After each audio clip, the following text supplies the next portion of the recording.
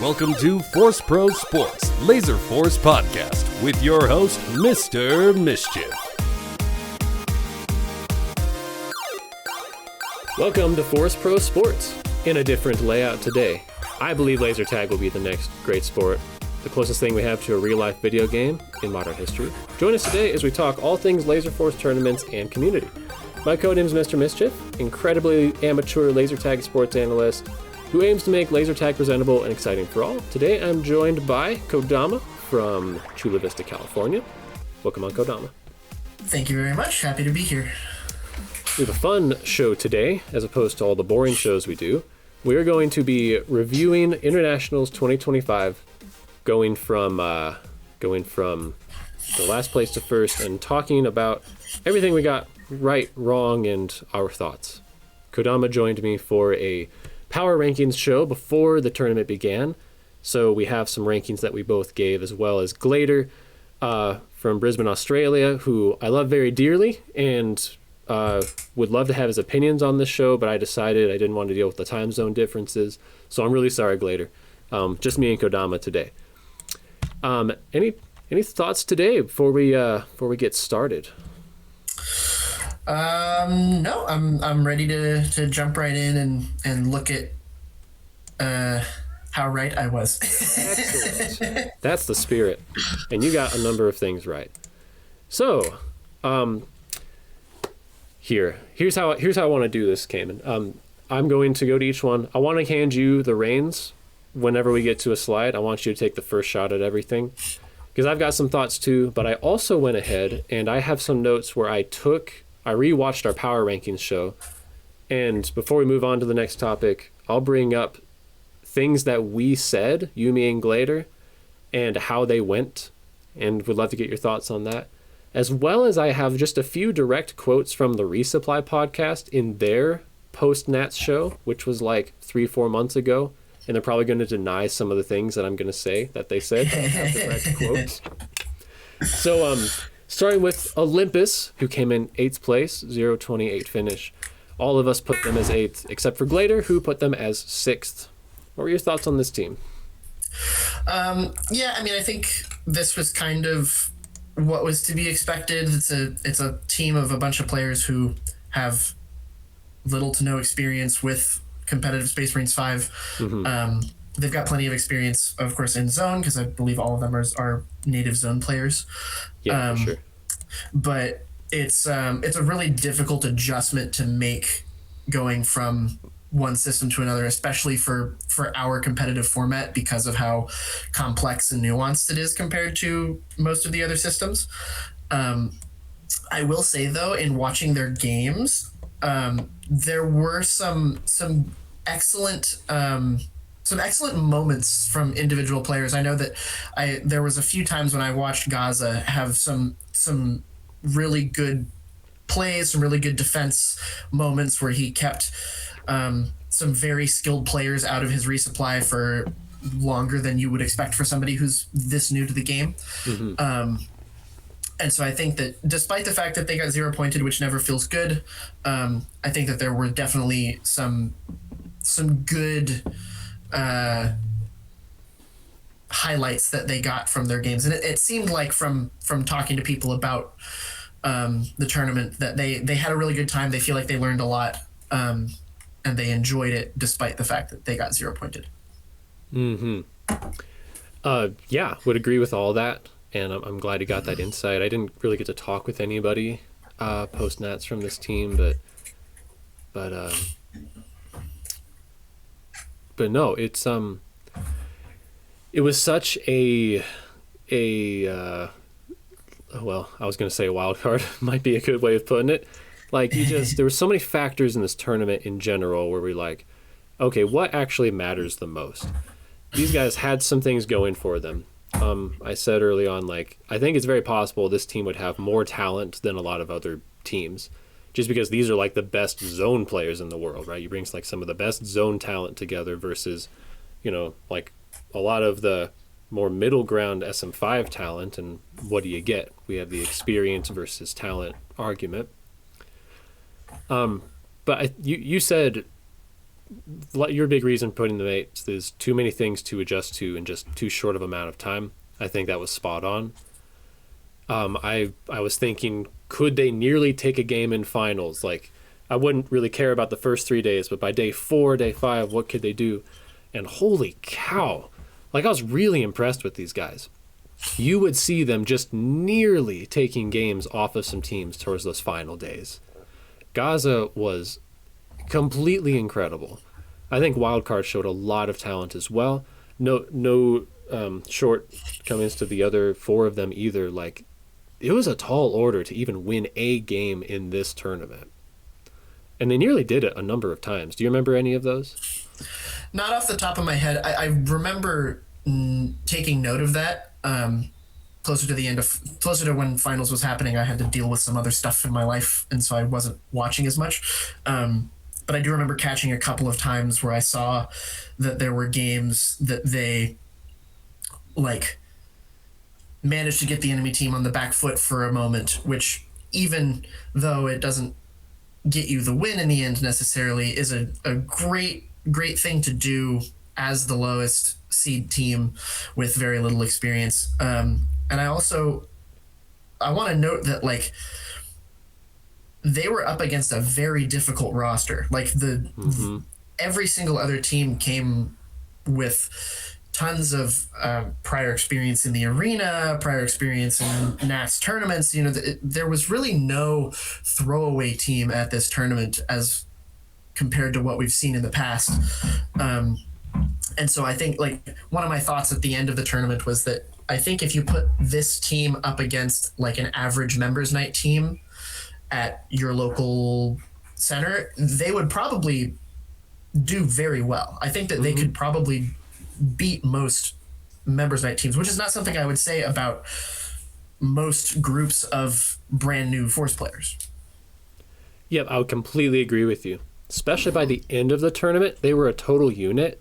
And with the way they were almost taking games off of people, I just would be curious, like, if the tournament went on another week. If the tournament went on another week, I would personally rank them. I'd be willing to give them 6th. At the rate they're going, yeah, I could definitely see them pushing up that. Like these were people who had 1 week to learn the whole game, and they were nearly beating people. A couple that I remember, just to give them their credit. The Loveland Curveballs, love them, played some troll lineups against them in the second round and nearly dropped a game to them.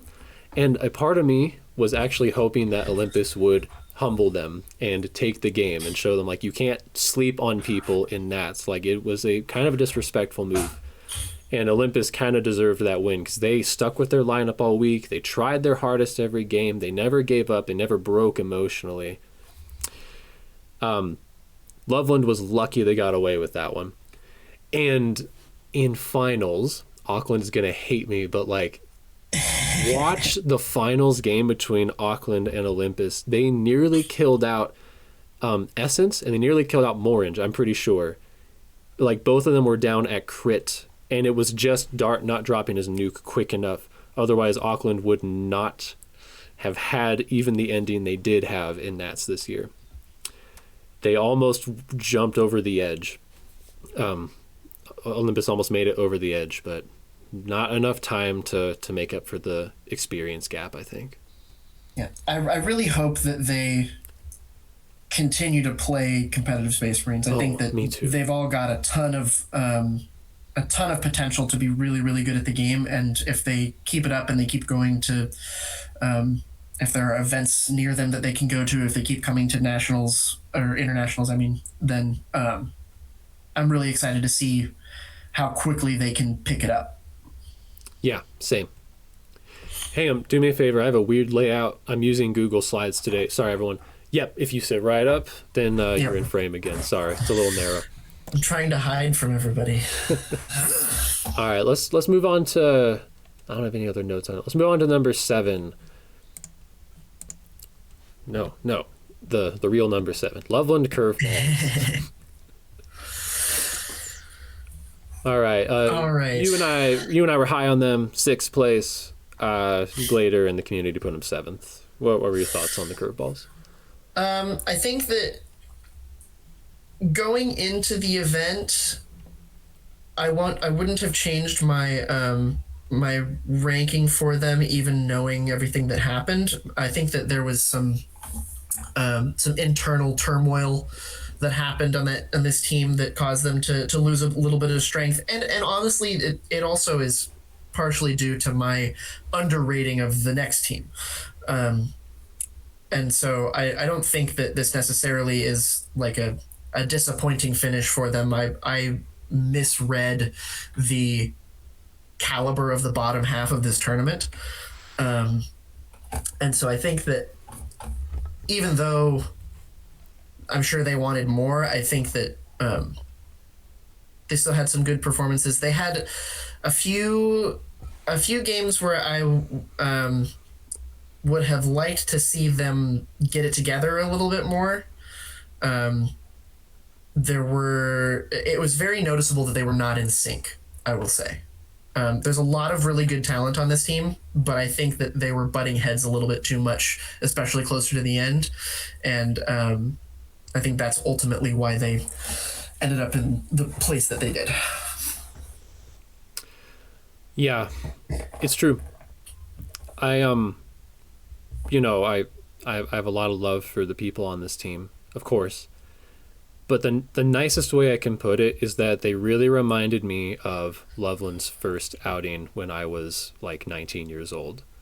And the way that we would work as a team, which meant we would fight for power and kind of be a little more like individual minded rather than team minded.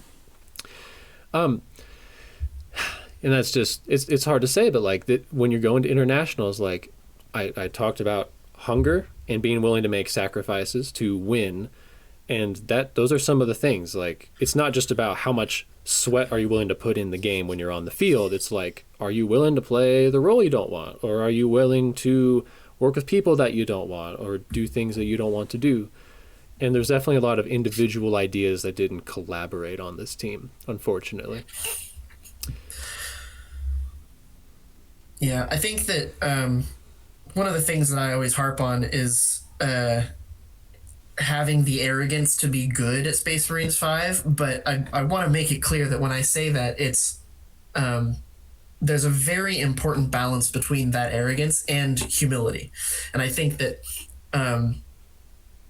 having the humility to say, you know what, I'm not going to be the main character on this team. I'm not going to be the one who makes the play. I'm not going to be the one who kills the enemy medic. I'm not going to, what's best for the team is for me to stay in my lane, do my role, and support somebody else who's going to make sure that we win. And it's not, it doesn't come naturally to everybody. And I have faith in all of these players that they can get there. Some of them I think are already there. But I think that ultimately the thing that's going to put each of these individual players up to the next level is going to be when they realize that they don't need to be in the spotlight to win games. To be fair, certainly many of us can relate to it. I bet you can, Cayman. Like, there's a party that wants to be in the spotlight, Yeah. It's tempting. I certainly wanted to, really badly. And when you haven't experienced it yet, I think some people just got to taste it, I think that's totally fair. But I think at the same time, it's like winning is really fun. And sometimes playing your role, I don't know. Go watch an inspirational sports movie where the coach yells at the players to break down their egos and work as a team, and then they win a bunch of games. Like, this is how it works, and this is how it works in life, and it's a good skill to learn. And I don't want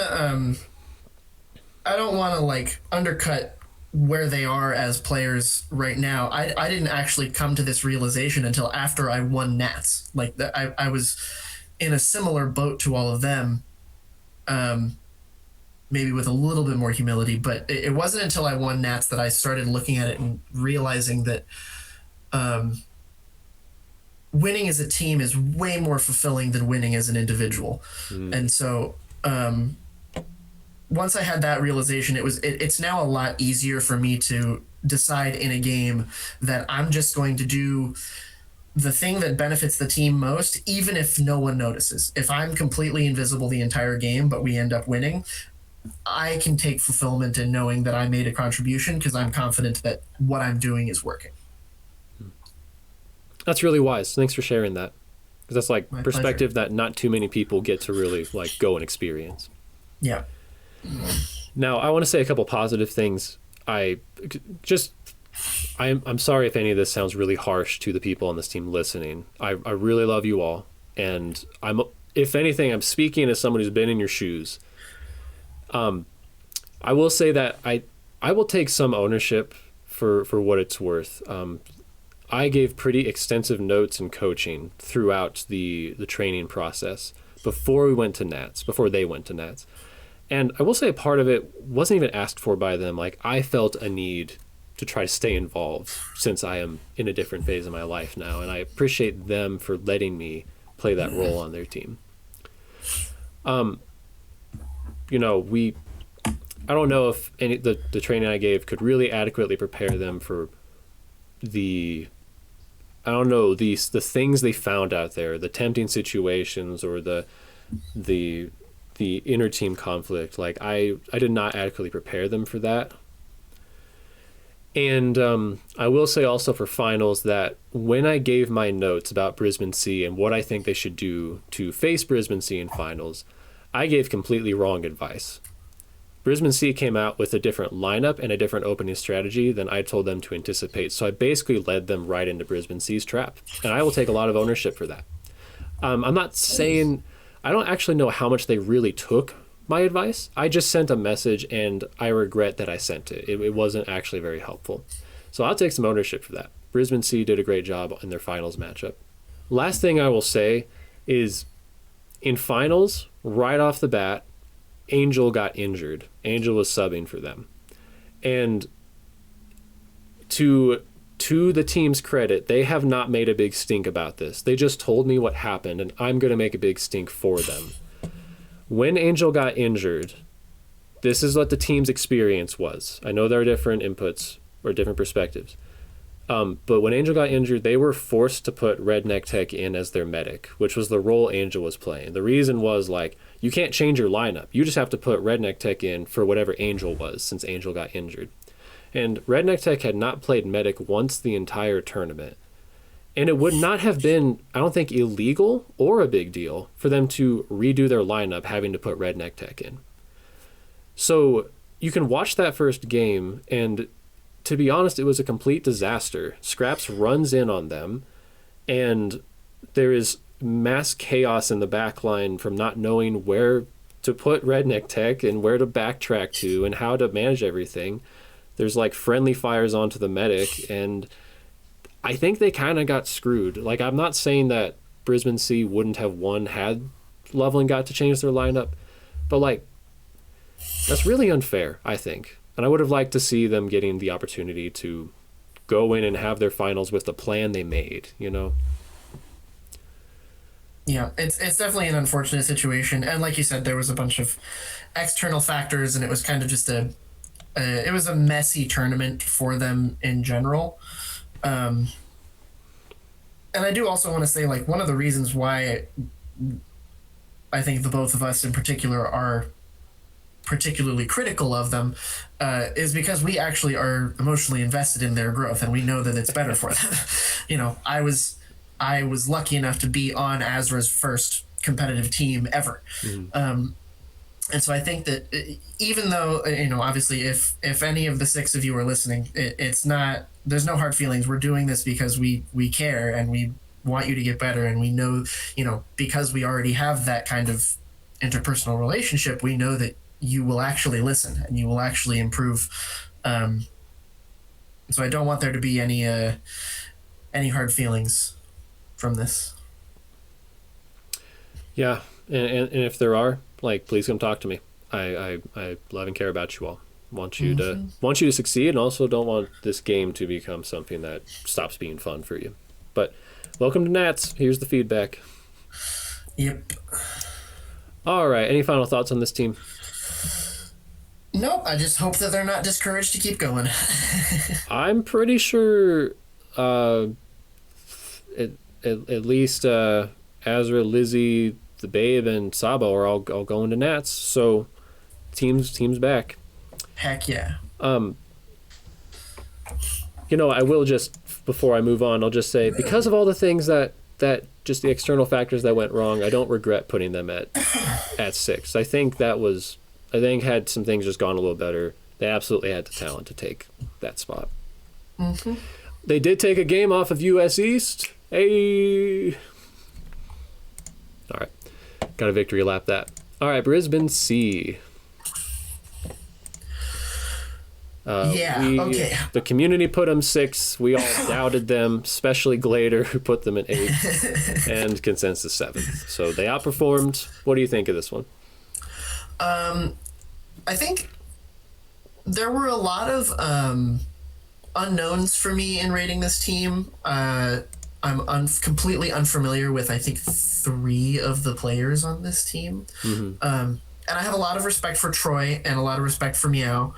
And obviously Lucy has been really dedicating to the tournament scene of Space Marines, and has now been living in Brisbane and is still living in Brisbane as far as I know. And so I think that I just assumed that the 3 unknowns of this team were going to be like bottom of the barrel members night type players, because every site has their people who seem not necessarily stunted but not as invested in the game, and when it's a home tournament they will come out and play because it's convenient and they don't have to spend a bunch of money to go elsewhere.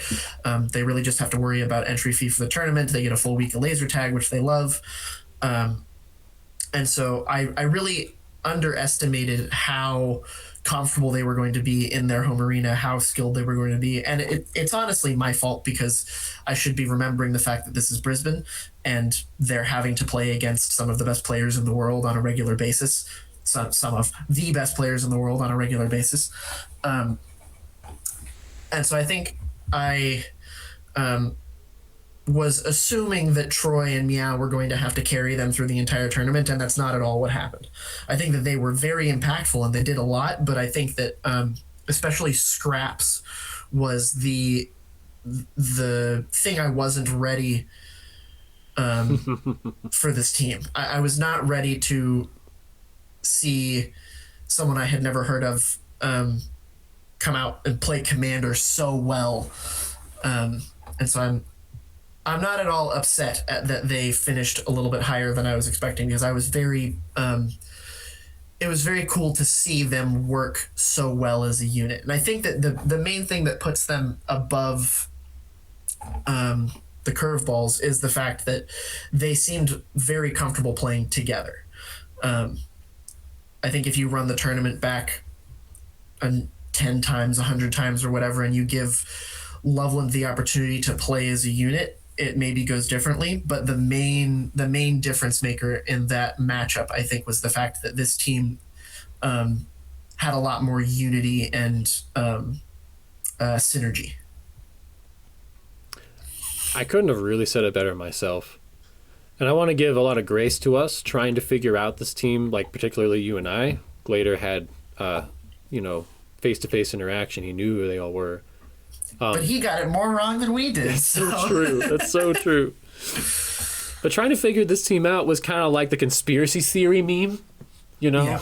Like, exactly. Okay, here's some stats from 2014, and here's whatever. Like, we were working off of what we had, and this is one of those weird things where it's like, I'm going to look really bad when I say I don't think we were that wrong, just because it didn't go the way, like, obviously the final numbers show, but, like, I don't think the process was that wrong in terms of, like, we knew they'd be lower than the BDRL. Like, we were... The carry player idea, I think, ended up being kind of right, that we talked about. Scraps ended up kind of being able to play that style, but I don't know that it would have worked against some of the higher seeded teams, the way he just kind of ran in there. Though it worked, like, I can't hold it against him. And I was wrong in insinuating they wouldn't have more modern strategy unless like Lucy Dune kind of had more input on the team. I think they played really solid, and when it came to finals, they flipped a lot of things, which was really good for them. Threw the curveballs through a loop, and they ended up with a firm sixth. So, yeah, I was definitely wrong about them for that. Yeah, I think that as much as I said that they had really good unity as a team, I think that they did heavily rely on the skill of their individual players. Like, they played off of each other plenty, but it seemed like they were very dedicated to doing things their way and trying to make things work the way that their plan was. And against some of the stronger teams, I think that they just didn't have the quick adaptations that were necessary in order to beat them. Because there were moments during the tournament, and I'll take full responsibility here that I misplaced Auckland. There were moments when I was like, they might beat Auckland. They had some really strong games against some of the very talented teams, and there were, I sometimes I was a little anxious about what was going to happen because I was expecting this team to be embodying the Brisbane Sea image that we had put them in, but I'll hand it off to all the Brisbane players that they didn't have an ABC team. They just had they had a few different pods of players, and as much as we criticized them for that representation, I think they were actually right. Yeah, absolutely. Nothing wrong with the way they did it. I would call this team the most defensive-minded team of the tournament. You said in the Power Rankings show, you think this team, if they're going to lose, it'll be because they get slowly squeezed out each game. They won't have like a player to feed off of for like the offensive force. And I think that's true. Like a lot of those games against like Auckland or US East even, like the teams just went, and then they got inched ahead of by the other team for the most part. Or if they won, it's because they just went, inched ahead off of hit diff. Yeah, I think this is probably a perfect case study for the difference between playing to win and playing to not lose. Interesting. I think that this team did a really good job of playing to not lose, but they didn't have enough of the playing to win mentality in their games, at least as a unit. I'm sure that Scraps was really in there to kill medics, but I think that as an overall team, they were trying to plug holes rather than trying to figure out how to actually get over the finish line, which works a lot of the time against the lower level teams, the ones who are struggling to get themselves together, the ones who aren't very aggressive, or at least when they are, they're uncoordinated. But as soon as you go up against a team that can capitalize on mistakes, can take advantage of slower play styles, then you're going to start stumbling backwards pretty quick. Absolutely. That's well said. A couple things I'll mention, like Andrew said they didn't have their positions sorted out. That was one reason he put them in 8th. He said they would get points early but drop off once they get figured out. I don't know that really happened. I felt like they kind of stayed the same all week, and people didn't really pass them or go below them. Yeah, I would agree. I want to give some major credit to I give credit. I bet this team got really fired up by the Power Rankings show, if I'm honest. I get the sense that they watched it and were like, oh, okay, well, we're going to try really hard now. We're going to get our positions locked in. We're going to show you all. I would be really curious to study that, actually. Teams how dare we disrespect them? And, right. I'll take it. What's the correlation between teams that get pumped up on a Power Rankings show and then fall flat because of ego, and then teams that get pooped on and then they're like, we'll show you? I bet there's something there. I'm sure there is. I want to give credit to Lucy and Adapat. I think on that defensive-minded front, like I think Lucy earned that All-Star Medic award, and she was. This team never didn't have a base to go back to. It was very stable all throughout, and that was a big part thanks to Pat and Lucy. So I want to give them some credit. Oh, nothing feels better as a forward player than knowing that you can come back and get resupplies. It's so nice. It's my greatest fear. I have nightmares about going out and having a really good attacking run and then coming home and having there be nobody there and losing all of my steam. And so if I can have a resupply pair who can keep cool and maintain their composure, that's the gabagool right there. I can tell you that Scraps was sleeping like a baby every night. For sure. You know, I'm going to copy paste this question for later. See how we're doing at the end of time. Let's go to the next one. Mm-hmm. No, back. Back, I say. Auckland A, finished 5th. Kodama, you put them high up in 3rd. Glader 4th. Me and the community in 5th. Yeah, so this was... I think that I remember saying that this team was kind of a oops all top end type team. You did. And I think that was more influential than I had originally anticipated. I don't know necessarily that I disagree with their choice to put G&D in the resupply. I think that probably after watching them play, that was the better decision for not only them as a team, but their sight going forward. I think that at a certain point, the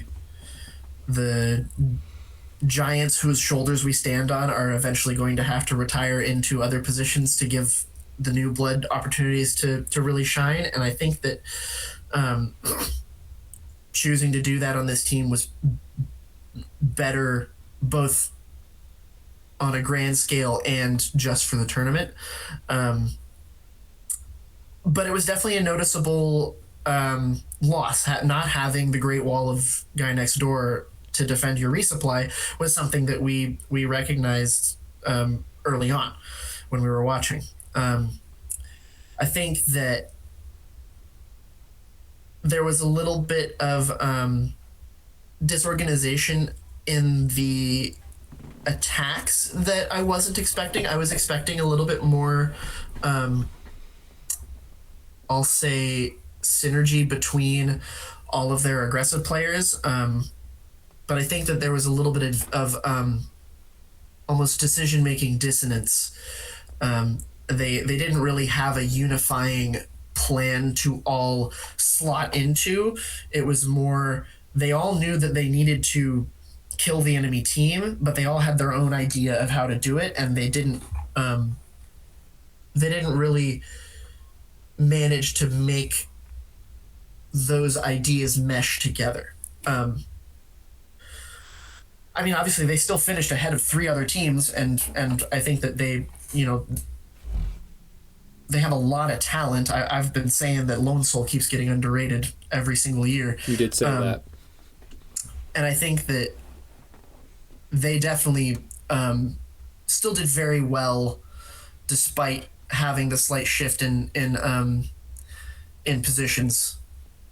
But there was just a little bit too much disorganization to overcome the strength of the next 4 teams. I think the next 4 teams, the biggest thing that sets them apart from everybody else is their ability to coordinate and their ability to slot in all 6 players into the place that they need to be. There was definitely a firm tier break, I think. After Auckland, there wasn't contention for 5th. The other 3 teams, Auckland was firmly above them, just from the raw skill and experience. You were totally right. Lone Soul was underrated. Lone Soul, I think, was taking a lot of notes from the DK play style, and he was becoming a really prevalent piece of that team towards the end of the tournament. Completely agree. Losing G&D was a big hit for them. I will also add, I think losing Leech on offense was a big hit for them.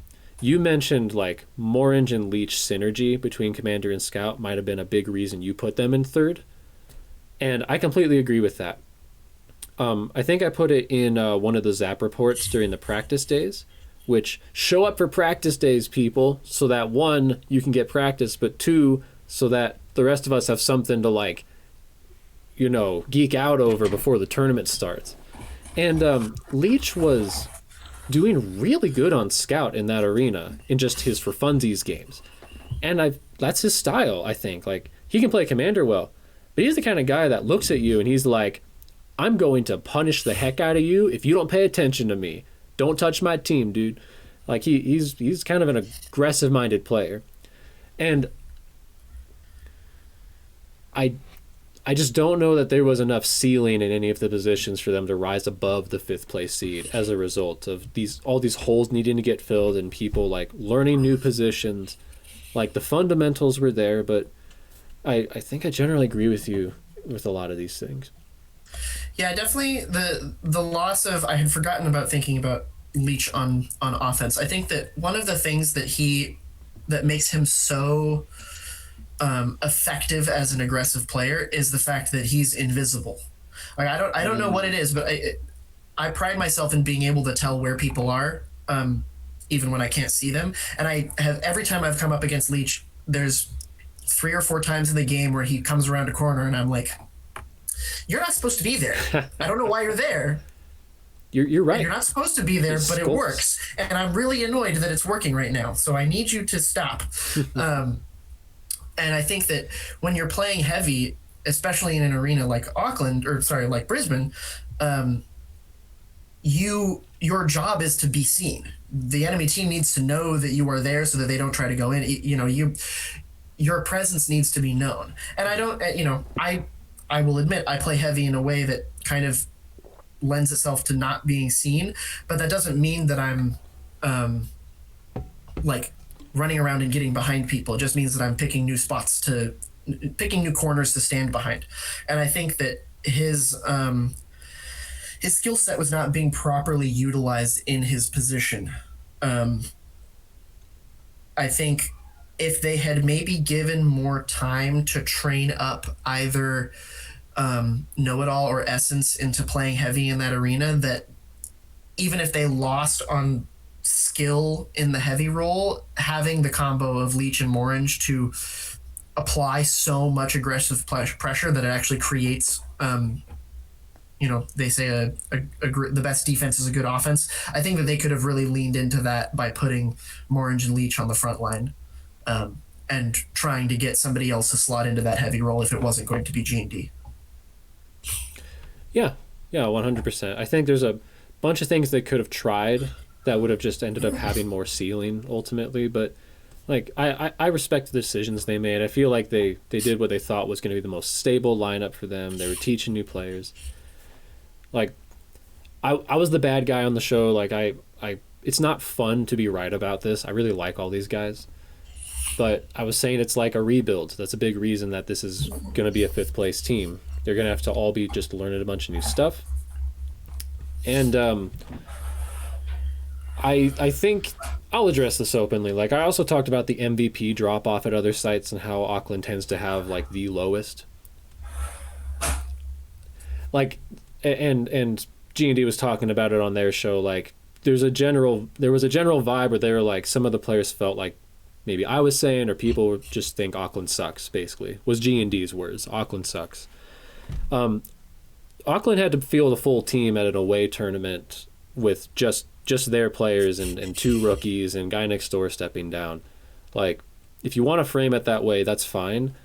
If Loveland had to build like just their full 6, including like the Fear Turkey and all them, like, maybe Loveland would win, maybe not. I don't know, to be honest. But Auckland was sure as heck above the Loveland team we sent this tournament. I don't know. It's not a fair comparison, I suppose, but at the same time, like, does it really matter where you're at, if you're at the bottom or not? Like, this tournament was great for Auckland. It helped them all learn and grow these new roles, and now there's going to be more new options if they send people out to 26 or if they host in a later year. Like, go lose. Like, Loveland going out to lose all these years has been so good for us. It's the only way we learn all the hard lessons, and I think Know-It-All and Essence really need to go out and just like get the experience.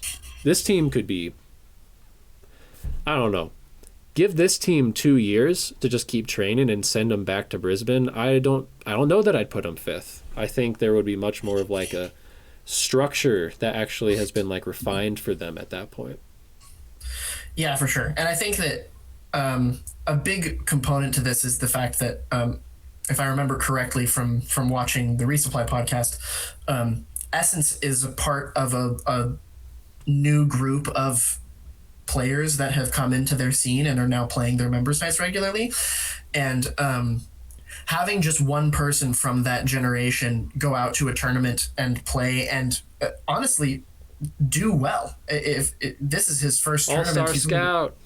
Like when you come out and you know have barely any experience, but you still show that you care and that you can go toe to toe with some of these players who've been playing for 2,000 plus games. And then you get to come home and tell all your friends who were watching on the sidelines or who didn't go, and they get all excited about it. You know, this is the way that we grow the scene. There's a lot of work that has to be done on a individual site level to bring in new players just into the members night, but then there's a huge element of bringing people then into the competitive scene by having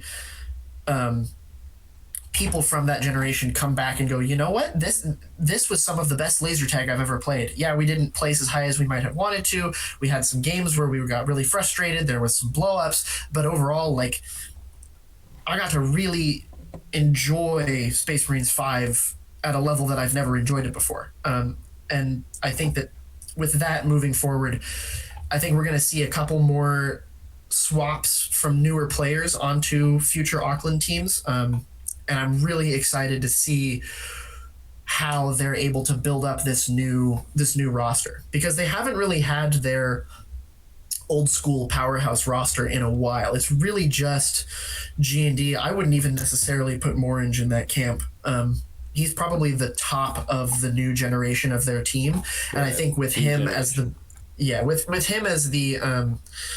as the tip of that spear moving forward, they're going to see a really good blossom of a new team with their new players. Absolutely. Yeah, they're going to have to find supporting pieces for their carry pieces and establish those carry pieces. Something that Andrew said that I feel like he was really big in his ranking that he thought Morange would have a big advantage from his height. I don't know if that really played into effect too much this tournament. I didn't notice when I was watching, but I also am not in the arena, so. Yeah, wasn't in the arena. Yeah, I'd love to see Leech is obviously one of the most experienced players and they really value his skill level, but like synergy, I think him and Morange have like just really good synergy, and Morange is the type of commander that needs to be just breaking into enemy teams with support from the sidelines and from the sniper angles. But watching Know-It-All from 2023, he is a break in and beat everyone melee combat type of player, and I don't know that like they were synergizing super well. I think Essence may have been doing a little more of that, but I don't know. It'd be really fun to see where they all grow into. Absolutely. All right. We doing okay on time? Oh yeah, I got plenty of time. Okay. All I have to do for the rest of the day is go to the gym, so. Let's do it. All right. I'm going to go to the next one. US East. Here's where I think you'll get to take some victory laps, and I'm very interested to hear your perspective on this team. So US East All-American Supercharged placed 4th. Glader and myself had them in 2nd. The community 3rd. Kodama down at 5th. The future is now, old man. Why don't you kick us off? What? I'm just kidding. I'm not going to say it again. Yeah, I think that. So I will actually say that I think my ranking of this team, even though the number isn't correct, I think it's still very accurate, because the thing that bumps them down is the fact that my dark horse team ended up way outperforming, which is kind of one of the things that I was expecting. So I feel extra right now. Yeah, I think that with this team, there is an insane amount of individual skill that will take them very, very far. I think that you put Scythe and Brew on any team, and they're going to beat probably the bottom half of any tournament list, just like with raw firepower, because they can do just that much. It's a lot easier to play on a team as a less experienced, less skilled player. Not to say that that's true about any of the people on this team, but it's a lot easier when you have two powerhouses shouldering a lot of the burden. And almost every player on this team has a lot of experience having to shoulder the burden. And so I think that they were never going to be bottom half. Even though I put them at 5th, I don't think they were actually ever going to be bottom half with my assessment now. But they just, like, the days where you can win games just by outshooting your opponent, I think, are now behind us. I don't think that we're going to see many successful teams moving forward that are like, let's put a bunch of really strong, high hit diff, high MVP players on a team and just watch them beat people up. I know that was the trend for many, many years, but I think we're fortunate enough now, and I'll say this a million times again, we're fortunate enough now that there's so many good players that we're worrying more about how people are going to interact with each other on a team than how they're going to perform against the enemy team. And so I think that even though so many of these players are very skilled, you've got, how many do I count? 1, 2, 3 Nats winners on this team, I think. Unless I'm mistaken about somebody else having a Nats victory at some point. Anyway, I think there's right. tons. If you're not counting any Syracuse players. Right. There's tons of tournament experience. Beans has been going to every single Nats that there is for as long as, for many, many years. He loves to post about it on social media every time he goes to Nats. He's like, you all suck. He didn't go. Which he's absolutely right about. But I think when it comes down to it, they just they haven't quite updated their mentality about the game yet. And I don't know if it's a matter of stubbornness or just not, they've had their fun. They don't want to put in a bunch of mental effort into the game anymore, or whatever the reason. I think that they're still playing Space Marines 5 as it was played 5, 6, 7 years ago. And it just doesn't hold up against the next 3 teams who are all playing a much more modern style. And so, yeah, I think that I am not surprised at the way that they placed it all. Yeah, I think it's, as someone who's been part of the community since 2015, and that's not even as long as a lot of these players have been around, but like, it was definitely jarring to see it really happen here, to see this team fall all the way to 4th. The way it happened, like, it does make sense. They never really lost a game to Auckland, but those games were really close. So they were right just above, kind of in that way where, like, if you just kind of threw them in, they were so good. They were good enough that they could just outshoot all those teams below them, pretty much kind of in their autopilot strategy. I give them a little more credit than perhaps you do as far as, like, the effort they were putting in or what kind of mentality they had. I do think they were, like, I interviewed Cody, and I do think there were likely some personality conflicts on the team. I think they could have, I still believe they could have placed second. How do I put this? If they were just automaton droids that did exactly what they were told.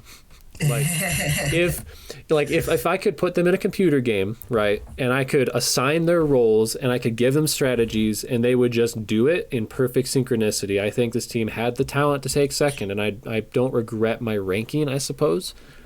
Because you have skill and experience that just very few other teams really had to come into Brisbane, and like also have past arena experience.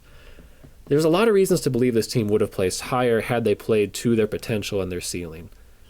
But as the week went on, like, one, I recognized there was sickness and injury throughout the week. I think Scythe was like really not okay at the beginning of the week, and Beans had like a knee scare. So you can make excuses. I'm not gonna use that as like any real excuse though.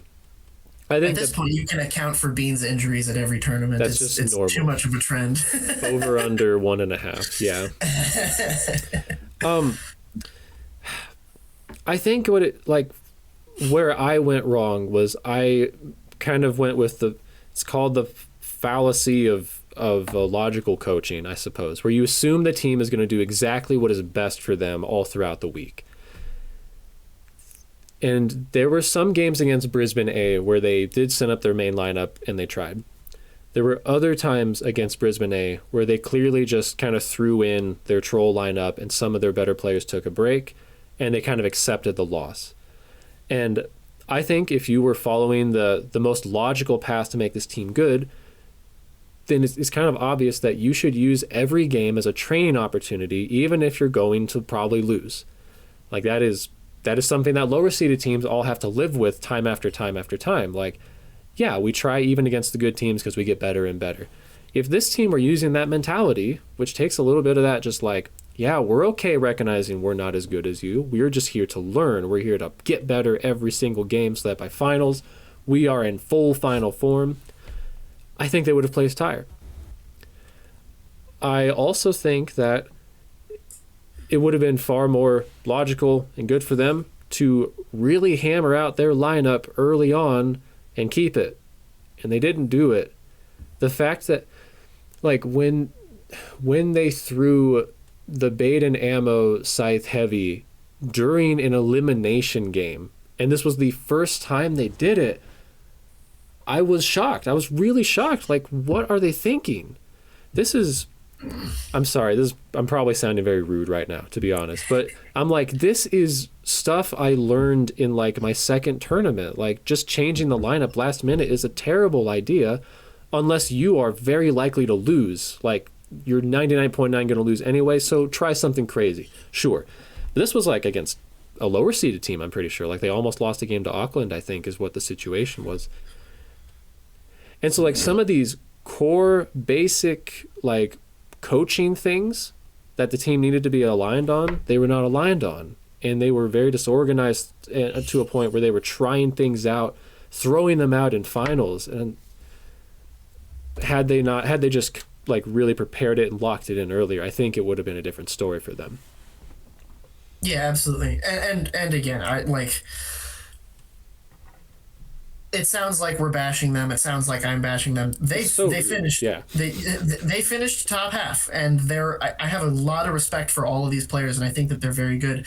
The reason why I'm so hard on them is because I feel like they've all had the time, experience, and potential to keep up with the changing meta, and I wouldn't say that all of them have actually tried very hard to do it. They've been able to ride their raw skill for so long that they probably, I'm assuming that they didn't think they needed to in order to continue their dynasty. And so when I was doing my initial rankings and I placed them below the other US team, the International Men of Mystery, that was my main reason, was that I have faith in the team that will stay up to date, keep trying to understand where the scene is at, what is working really well, and really try to adapt to how things are going in the tournament scene as a whole. and I actually misspoke earlier. That's the team that got bumped down because of my dark horse. This is the team that got bumped up because I overestimated a couple of other teams, but or one other. I overestimated Auckland, but yeah, it's nothing to say that I'm not trying to say that any of these players are like bad, or that they're their their heyday is over. I still think that a lot of these players are very, very good. I just think that there's an adaptation that needs to be made if they ever want to go back to finishing on podium in future tournaments. No, like I said at the beginning of the power rankings show, like we are comparing the best players to the best players, and so in this context, you're saying they don't even make top half was your prediction, and you were close, man. Like they could have lost those games to Auckland in finals because of the crap they were experimenting with at that time. Like that was not. Like they were lucky they had a second game to just throw Brew back on heavy, and he demolished everybody. With all due respect to my Loveland guys, I think this roster is better than the International Men of Mystery roster. And to give credit to All-American Supercharged, that finals game against Men of Mystery came down to the wire. It wasn't an elim in the first game, and it looked like Men of Mystery were going to lose toward the end of that second game when there was a nuke missile that killed Brew, and then it was over for All-American. These guys nearly took third straight up, but they took fourth. And the fact that I'm saying that Men of Mystery had the better roster, had the worst roster, but still came out ahead, it comes down to what you're talking about. Teamwork, synergy. They practiced their lineup all week. They had contingency plans. They were all in sync. Like that matters more now than just firepower. Yeah. And, to all of the members of this team who might be watching or listening, like, don't get it twisted. I love you all very much. And at the end of the day, you're way better than both of us because you actually showed up. Oh, totally. Yeah. Don't get it twisted. I like that. I actually want to give some compliments just to make sure I don't overly speak negative. Cody did great. I think Cody, one of my questions was, can he play scout? Cody can play scout. Cody can play scout. Oh my goodness. He is such a high hit diff every tournament he plays, and this was a perfect role for him. He was often the guardian angel for this team, just racking up 8K while people try to run in on his team. Like, great job, Cody. I really respect Stu's leadership on the team. I saw him trying to keep a lot of the pieces together throughout the games, and even stepping in on Scout, where I was pretty critical at first. He had some good games. And I said in the power ranking show, I think Brew is one of the best in the world. That was my quote, and I think I was right. I think Brew he was absolutely the carry of this team. Yeah, I like what you said about Stu. I think this is a relatively recent realization about Scout and Stu in the context of Scout. I think that we undervalue level-headedness on that role. Not to say that we don't value it. I think we do, but there is a lot of nuance to the decision-making when you're playing Scout, and I think that that's where Stu really thrives as a player, is when he's allowed to take a situation and go, you know what, I think the best thing for me to do right now is this, and then go do it. And I think that he has the mental clarity to do that very, very well. And I know that he typically gets slotted onto resupply historically, if I'm not mistaken. But I would actually value Stu's level-headed scout play over a lot of the other more aggressive, more athletic, more fast, like score a bunch of points type scout players. I think that those players get to see the spotlight. You know, you were talking about how Cody was putting up big numbers, and absolutely he played incredible. But those players tend to take up all the space in the public eye, and you don't get to see the scout players who are being super crafty in the shadows. And I think that Stu does a really good job of that. Completely agree. Cool if I move on? Absolutely. International Men of Mystery. 3rd place finish, 19-9. You put him in 2nd. I put him in 3rd. Community 4th. Glader 5th. Yes. Okay. Yes. I'm. Despite them placing lower, I'm actually incredibly proud of how they performed. I think that there were a lot of challenges that they weren't expecting to have to face in this tournament. And I think that they actually, all things considered, managed to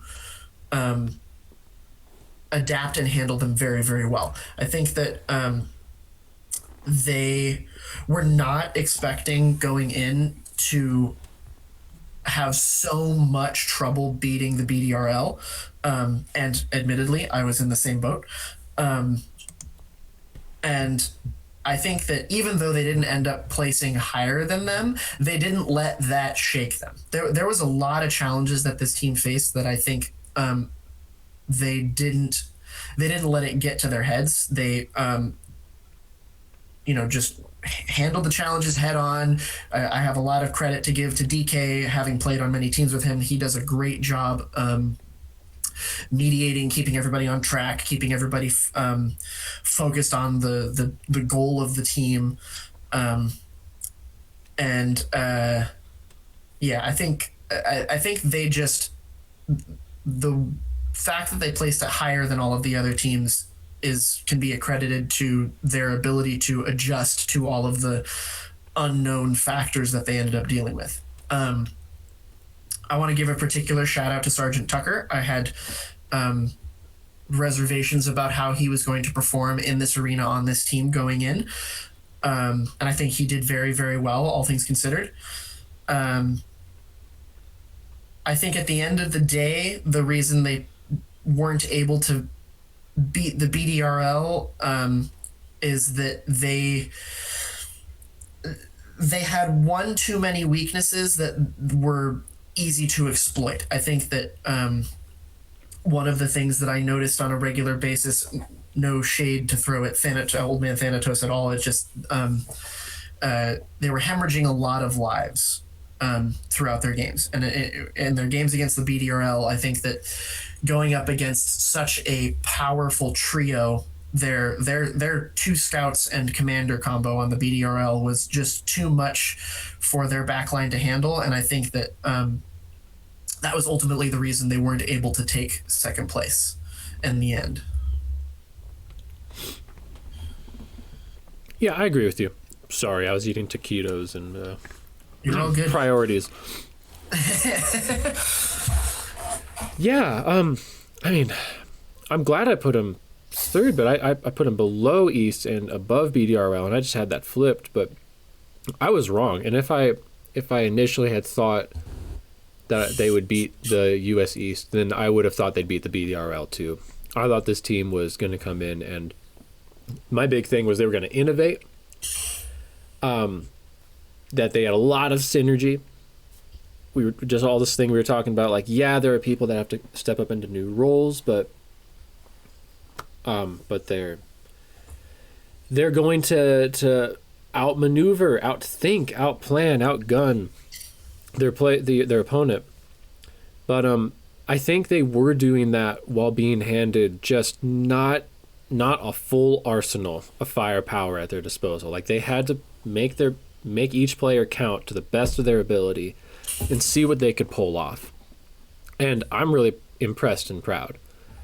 Like, first up, I questioned whether or not simply, Commander could hack it. I didn't believe. And I was very wrong about that. He shoved it, not with his words, but with his points in my face. I just want to say that out of 27, here I have some Simply OK stats. Out of 27 games, out of 27 Commander games, 15 of them were over 11K.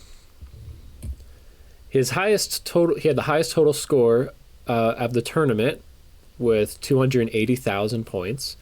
He got Medic Killer, 128 of those. Most nukes canceled, 99 nukes detonated. He took home every Commander trophy. Simply OK balled out. This arena was great for him. And I will not hand it all to Simply OK. Kind of what we were talking about with like the Morange and Leech idea. Sergeant Tucker did not walk away with tons of trophies, but he was always there to support and back up Simply OK. Always ready with the cross angles, always backing up his attacks and picking up the resets. Simply OK had teamwork helping him out. And I will absolutely credit Sergeant Tucker for being a very good supporting teammate for him. Yeah, I think one of the things I was noticing on the cameras a lot is that Sergeant Tucker was playing the helm very well. For those of you that know how Brisbane's arena works, the helm is a little offshoot from basically the central part of the upstairs. It's a very important position to control. And as a commander, having a zone of safety that isn't running all the way back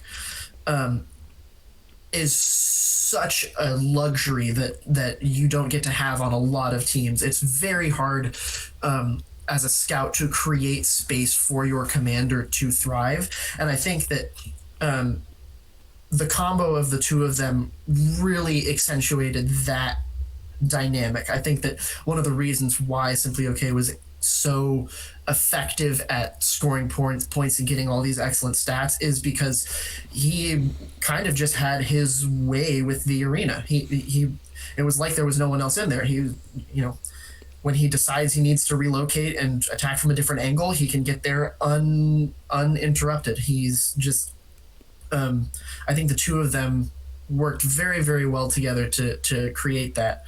And I mean, it kind of goes without saying the amount of weight that the Fear Turkey carries on any team that he's on. But I think that he did an excellent job of creating a problem that many of the enemy team players had to deal with. One of the things that I really respect about him on Heavy in particular is that if I'm playing Commander and I come back for resupplies and he goes out, I know that no one's going to bother me because they have to deal with him. Because if they don't deal with him, they die. And so I think that he is shouldering a lot of the weight on this team at any given moment. And again, not to discount any of the other players, but it's just there's so many people on this team who really make a meaningful contribution in and out of the arena, and I think that that's ultimately why they were so successful. And again, like, they placed lower than I had put them, but finishing top 3 against this insane pool of players who went to this tournament is commendable. Absolutely. That was one of my big questions. Like could he tier up again, the Fear Turkey?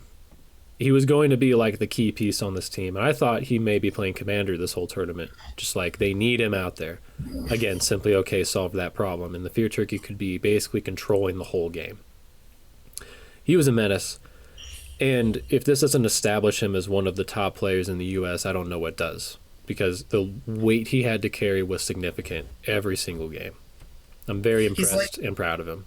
He's like an anime protagonist. Every new season that comes out, he finds some new way to level up and get stronger. And it absolutely, it's I love him dearly. He and I are very close friends, and it warms my heart to see him level up in the way that he does every single year. And I hope he continues. And I am so scared to play against him. I think there may be a mutual respect there. Oh yeah, he and I just we will talk about laser tag for hours on random occasions. He is one of the players who, if I look at a team that I have to play against and I look at 5 players and I'm like, okay, this I can handle, not too worried. I think we'll do really well against this team. And then the 6th player is Josiah. It flips my perspective on the game immediately, and then I go, okay, I need to lock in. I cannot mess around with this one, regardless of how I'm going to play against the other 5 players. I need to be firing on all cylinders to beat this guy, and he's one person. 100%. I also commend him. I know he was trying to be a good leader of people this whole week. Like he's really also on top of his game, just been working on being a man of honor and morality and treating his opponents with respect and treating his teammates with respect. Like that seems like little league baseball stuff, but it's real, guys. And like, he's an honorable kind of winner when he wins. And I think that has an impact on his teammates as well. Like there's an aura effect with that helps. Absolutely. Also, he got the most missiles, 97. Good job for your turkey. To absolutely no one's surprise. I want to quote DK. DK's quote from his own podcast, he said, "I didn't play better this tournament than 7 years ago. That's 7 years ago, guys. My miles are stacking up on my body." And to that I say, shut up, man. Cry into your trophy and your 7K average score on ammo. Jesus Christ. He did it again. He's crazy. 7, DK was a 000? huge part of this. I may be exaggerating. That's what it felt like. But every game he was a scout. He was another scout in terms of his score. It's been said a million times before that arena is just built for him to play ammo, and I don't know that anyone, including him, will ever understand what it is. It's just like something about playing ammo in that arena. Just he can see through the matrix whenever he does it. Yeah, lots of respect. As much as he likes to complain about being old, I don't see him falling off anytime soon. No, at least not in terms of playing ammo in Brisbane. I'd run him back this year. And you know what? I don't know, maybe there's a little reverse psychology at play. Like, I said that I don't know that everyone on this team is super hungry, from the way that DK and Thana talked on their podcast, how excited they were about hanging out with their old buddies and getting drinks and stuff. I basically just tried to piss them off on the Power Rankings show, and from what I heard, it kind of worked. They were like, what does he mean we're not hungry? Why would he say that? DK not hungry for the day that DK's not hungry for a tournament is the day he doesn't go to the tournament. So, which will only happen when his body prevents him from doing so. Yeah. Now, he and Than had good synergy, and we're not mentioning El Diablo. I will say El Diablo felt a little bit like if this is an anime, he's like that character that comes in every 5 episodes to try to save the day, but then then he vanishes into the horizon. I would see him on camera either like trying to take pop shots from the first floor or sneaking up the enemy ramp a lot. He felt like he was this unit that was trying to get medic hits apart from the team. And sometimes he'd have a really big game. Other times, not so much. He just seemed like an interesting piece of the team. Yeah, there's I've seen players who've kind of filled that role before. I don't necessarily think it's the optimal situation to be in. I would agree. But there's a player who I don't think has ever played in any away tournaments who's from Chula Vista, and the way that I've always talked about him is that playing with him on your team is like playing a 5v6, but you get a guaranteed 6.5k score bonus at the end. And so you feel like you're playing down the entire time, and he doesn't feel like he's making a contribution to the team, but you can always rely on him to get points. And I'm not saying that exactly translates to El Diablo's role in this team, but it's just those players who will consistently do the same thing every single time, and so you can rely on them to do that, but you also can't rely on them to make adjustments mid-game to fit what the team needs. Mm-hmm. And so I think that was kind of the struggle that they had with El Diablo on this team was that they could rely on him to do the thing that they need him to do, but as soon as things needed to change, it was difficult to make that adjustment. Hard Nats feedback. Yeah. Yeah. If you can't take it, don't watch the show. All right. I'm so excited. Probably the big fan favorites from the show. And just so you know, I have a 30-minute limit. I need to get off in 30 minutes. But that's fine. I'll keep it quick. Brisbane Democratic Republic of Laserforce. Sorry, I said the wrong name. Doubted by you and me in fourth, Glader third, Community second, and they ended up in second. What do you think? Doubted, but dark horse. This was my dark horse team. That kind of makes your rankings the most accurate because you did dark horse. I'm so, as much as I'm sad that my International Men of Mystery, who I love dearly, did not end up taking second where I wanted them to. I am so excited for the future of this team. I think that what I said in the Power Rankings podcast was that the only way that they're going to manage to overcome the competition is if they're able to adapt to a tidal wave of new play styles coming in. And I think they did phenomenally. I think that they managed to do that perfectly. I think that they saw all these new players coming in and they were like, you know what? I don't care that you're trying to throw curveballs at me. I don't care that I don't know what you're going to do. I'm going to play really, really good laser tag. I'm going to pay attention to what's going on, and I'm going to, I'm just going to play my game. And I think that they did an excellent job. I think that there's something incredible to be said about every single player on this team. I was surprised at just how invincible Danta seemed to be. Of all the medics I've ever seen play, I was always annoyed when I would look at the screen after like turning away for minutes at a time and come back and be like, oh, Danta still hasn't lost any lives. Why? Has nobody been able to get in? Is Danta not taking shots? What's going on? Why is Danta not losing any lives? The Prawn Boy Rook Scout combo was just beautiful. I think that they, like, if one of them wasn't having a complete showstopper game, the other was. It was never that both of them were falling behind. I love when somebody with the ego of Twin gets to actually be good. As much as it annoys everybody, it brings me great joy when somebody who puts on the shades to do their player spotlight gets to come in and deserve the shades. Screever being the only player who I actually am, or Screever and Archdruid, I guess. But Screever, I knew he was going to do well, and he did even better than I thought he was going to do. Archdruid maintained composure throughout the entire tournament. One of the things that I think people discount is on teams like these, it's really easy to be a detriment because of how good every other player is.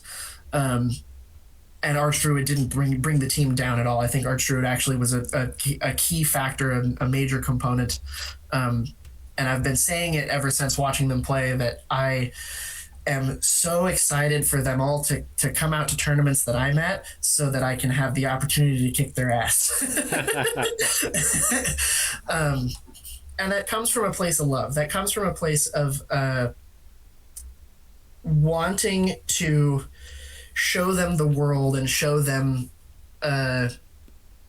all the things they haven't seen, because they've come so far already having only played in their home arena, and as soon as they step into another arena and get their butts kicked, they're all going to level up immediately. Like it happens to every single player. And so I really want to be a part of facilitating that growth.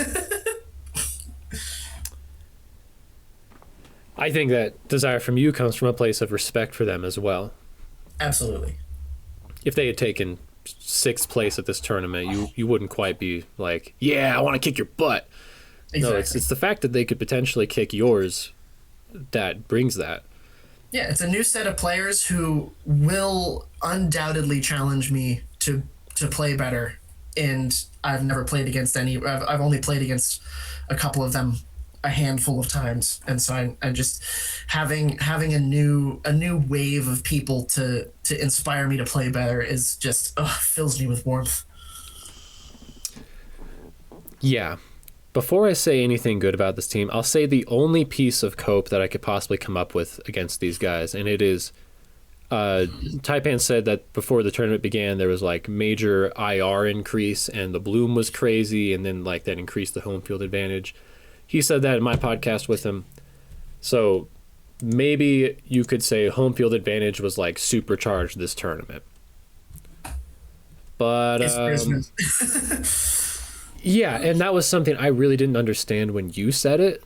You said this is the biggest home field advantage in Laserforce. I thought, okay, yeah, because they're the best players, whatever. No, I think you were talking also about the arena. Is that what you meant? Yeah. So,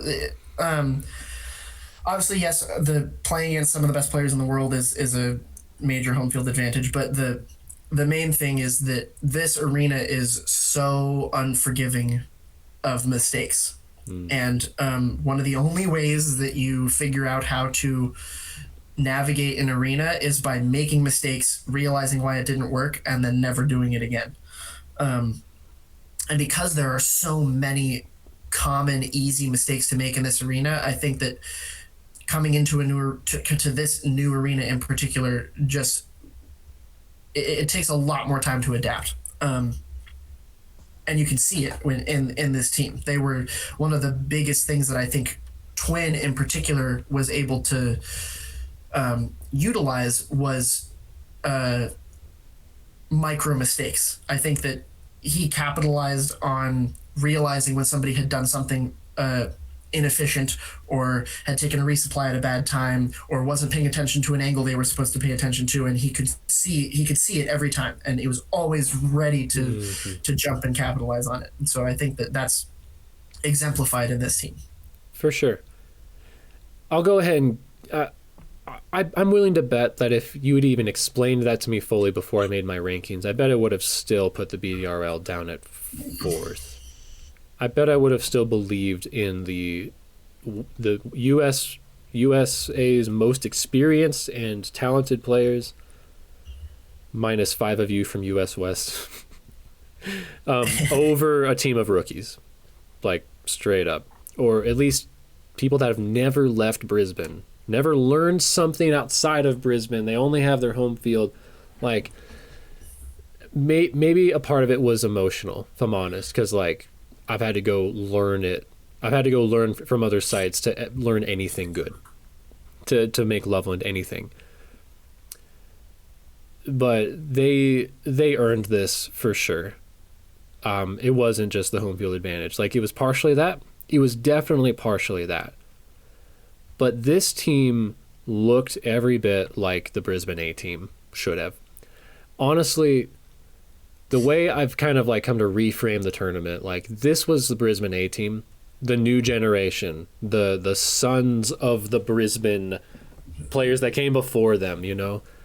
And if they're the descendants of these legendary, you know, home field site defeating Brisbane A team players, then of course they are going to carry the DNA, the training, the attitudes of those players, which means that when it came push to shove, they kept their same lineup all week, despite them saying they weren't going to, and acting like it was more of a joke. They took all the advice they were given, including, in a humble way, from people that were outside their site. Like they said, they learned some from my podcast, and I presume from the resupply, and I presume they took advice from as many people as they could get feedback from. They were like clockwork in their teamwork and execution and the nuke drops. And with what you said about Donta, like, their weakness was like they would leave Donta exposed to do the double heavy, the heavy commander nuke drop double push, like this perfectly synchronized thing that would just instantly send the enemy team down. No one in the entire tournament, I never saw a single person be available and have the resupplies to go attack Donta at that time. This team was just probably the most aggressive, if I had to name. Like, this was the most offensive-minded team. They took over the game. They knew exactly where to be. They took advantage of that home field advantage, and they beat up the best. They even were trying to take it to Brisbane, kind of that mentality I wish some of the other teams had. Like when they faced Brisbane, they wanted to take a game off of them. They were hungry. They were very hungry. They wanted to win more than anything, more than they wanted glory for their individual selves or to play on a meme. They wanted to win, just like Brisbane always does. And I'm no longer surprised now that I've seen it. When the big thing will be if this team of 6 came out to Syracuse, I will be tempted to put them in second or first, because I'll want to think, oh, they're rookies, oh, it's their first away tournament, but I'm going to think, but they're the Sons of Brisbane. They can do the impossible because they want it bad enough. Good job, BDRL. I was very wrong about you.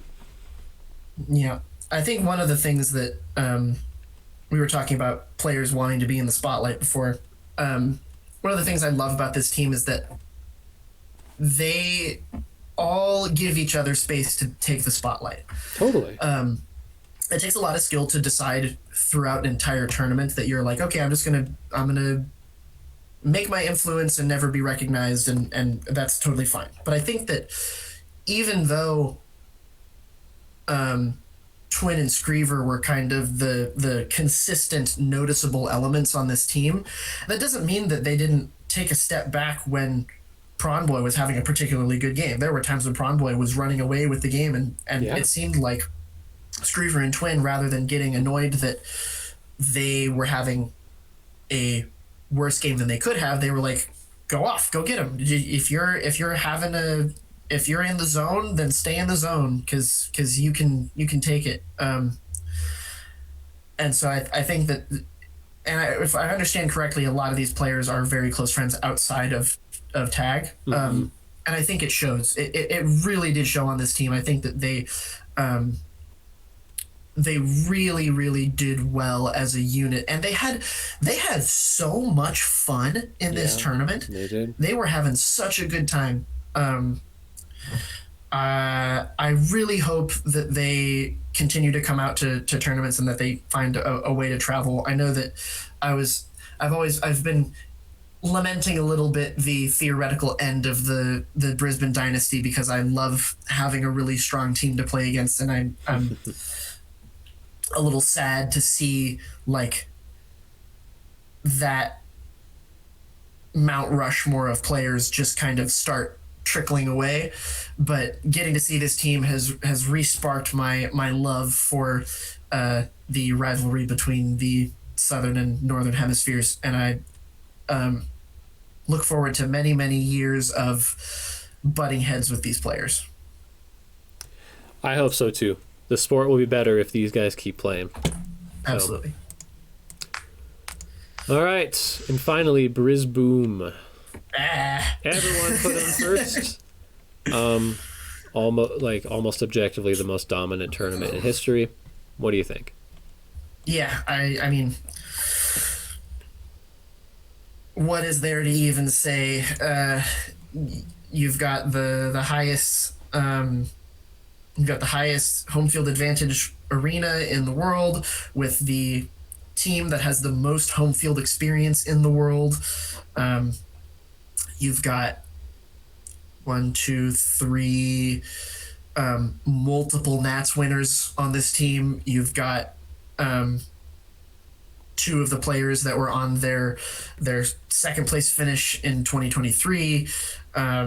It's just like every single piece of this team is so powerful, and like they shuffled their lineup around a ton because they knew that they didn't really need to bring their 100% every game. This when I was watching this kind of felt like almost a victory lap for Rusty and Taipan in particular. It's like their opportunity to go, you know what, we've had a ton of tournaments where we kick it, we like really bring it out, we try really, really hard, and we kick a ton of ass, and we just mop the floor with people. And I think that we're confident enough in this tournament that we can kind of just really, really love the game and just play in a way that makes us remember why we started playing. They loved giving opportunities for Basil, who's their like up and coming protege, to shine on 3-hit rolls that would normally be unavailable to him on a team with Rusty. And so I'm glad that they didn't just blow every game out the way that you might have expected. Yes, they had 0 losses, but they still they never. It never felt like they were bullying the competition. Even in their games that were very, very fast against, 7th and 8th seed teams, it seemed like they were gracious and friendly about it. They were respectful enough of the team not to do nothing, but still respectful enough of the team to not kick them into the dirt. But yeah, I mean, there's not a whole lot to be said. This team is insane.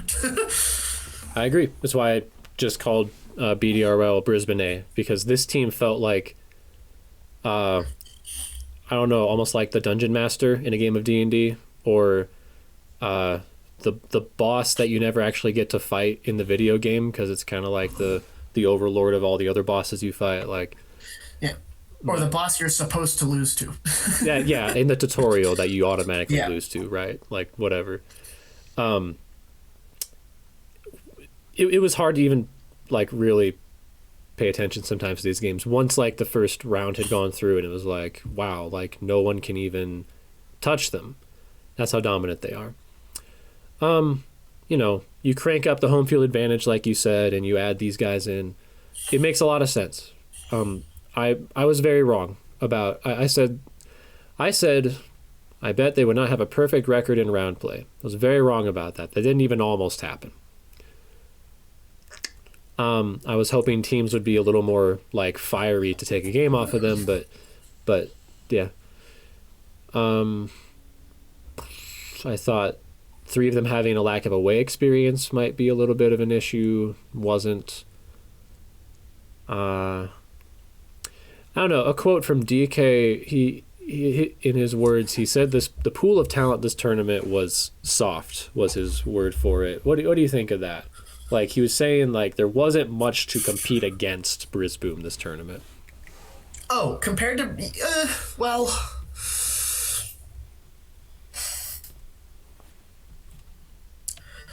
I don't know that I would call it soft. I would call it not at 100%. I think that there, myself included, there were a lot of strong players that, had they gone to the tournament, could have given one of the teams the necessary edge it needed to really go the extra mile.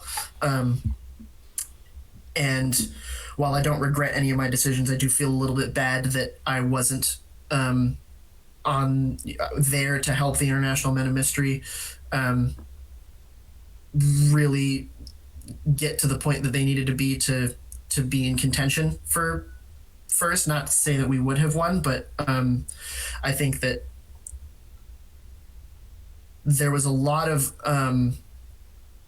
opportunities for teams to be a lot stronger that maybe were missed. So I guess in that sense, it's kind of soft. But when you look at the teams, I don't know that I would call any of the teams soft. Like, we talked about the lowest seed team being probably able to go toe-to-toe against average members night teams, and they don't even have Space Marines experience. And so I don't know that I would say that the roster this year was this soft.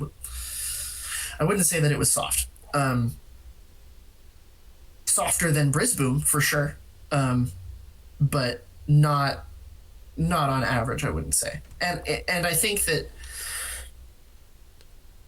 this team is incredibly, incredibly powerful, and if you put them in an away tournament, I don't know that they would be anywhere near this dominant. I think that if you run this team against, for example, the team that I was on that won in 2023, or the Loveland Phoenix from last year, if you measure them up in an away tournament against some of the other very strong teams that we've seen recently, I don't know that they're nearly as dominant as they would have been in this tournament. I would imagine In a neutral arena. Well, this is basically the team that US West fought in 2023 with one player swapped out. Right. I found that very interesting. They kept such continuity. And we did see how it went. Like, you guys were pretty toe-to-toe all week. It was, and in the match you won, you lost the first game, right? You lived yes. the second game to win the whole thing. Yes, like, absolutely. You did win, and we will always be remembered as the first place team, but it wasn't like you were that much better. It was by enough to beat them. Yeah, I think that this team, even though I don't think they would be as dominant in away tournaments, I think in any arena, in any tournament, this team is in contention for first. Oh yeah, absolutely. Every single time. Absolutely. Yeah, the power level on this team is astronomical. Yes, there's a reason they were this dominant. It wasn't just home field advantage. We're talking the best players in the world, and all the things I said about the BDRL, like, these were the guys that taught this to the BDRL. You know, the fundamentals, the attitude, the communication, the 102% effort every single game, no matter what, even when it's a for funsies game. So, yeah, they were dominant. They earned it. All right, here's the dark horse teams. Just community looked at the curveballs and Auckland as the dark horses, and I don't know that they really outperformed expectations. Your dark horse is probably the most successful. I feel good about mine. I feel like Olympus was about to break through some barriers. Yeah, as much as I don't think your team dark horsed in the sense that they outperformed expectations placement wise, I do think that they dark horsed in the way that they functioned as a team. I think that everybody was expecting them to kind of be very uncoordinated and fumble a lot with trying to figure out how to play a Space Marines 5 tournament. But I would say that they actually managed to hold their own pretty well. They outperformed my expectations in any event. For sure. Cool. Yeah. Yeah. Well, here's the final standings and everything. I guess final thoughts from you, Cayman? No, great work to all the teams that went out. I am it has induced a lot of FOMO in me, of course, and I'm very excited to be playing Nats next year. And I hope to get to play against all the players that I've yet to enjoy. Yeah. Absolutely. Yeah. Here's a question. I think I have two concluding questions. One, Kodama, if a player were going to Nats next year, what could they learn from 2025 Nats? What could they learn from 2025 Nats? I think that what they could learn is figuring out your team dynamic is the absolute most important pre-tournament preparation. I think that if there's plenty of people who are like, I just need to get better, I need to practice my XYZ, I need to improve my personal game. On a grand scale, yes, that's what you should do to be better as a player. But in prepping for Nats, the most important thing to do is to make sure that your team is well, is very in sync. Yeah, I can absolutely agree with that. I also would say you can learn from some of the... I would have people learn from Olympus. I'd want to look at Olympus and say, look, here's a group of players that never really... They played a couple practices at like the Sydney site, I think. Never really played SM5 before. Period. They came in, they picked their lineup, they optimized it the best they could. They practiced and they lost over and over and over again. They soaked up advice. They had team meetings. They kept their heads. And by the end of the week, after doing that for 4 days straight, yes, they technically lost. But when you look at how close that game was, they nearly took higher than 8th in finals. And when you're playing in internationals, day 1 is not day 5. Be thinking about day 5 the whole week. That's, I think, we can learn from Olympus.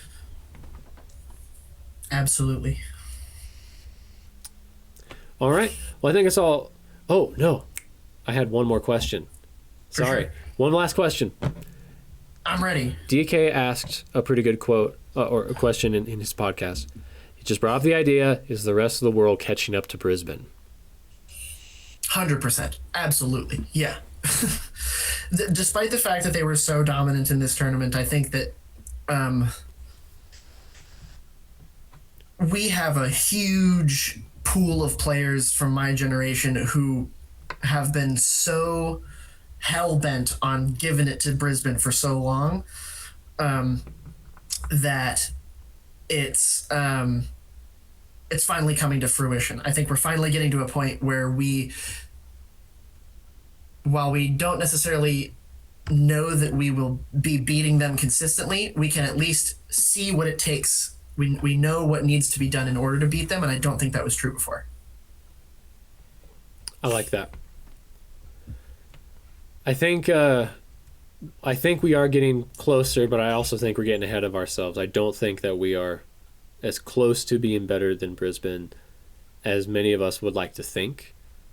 And this tournament is grand evidence for it. Despite the home field advantage, I think if their B team can come in and basically never drop a game, the one game they dropped was on a penalty to non-Brisbane, then we have a lot to learn. That's okay. I'll wear the arrogant shirt. All right. That's it for today. Thanks for coming on, man. Appreciate you. My pleasure. Everyone, good luck in the road to Nats in 26. Thank you for listening to Force Pro Sports. Subscribe to the channel and get cool perks by supporting our Patreon. Play Laserforce and become part of this era's next great sport.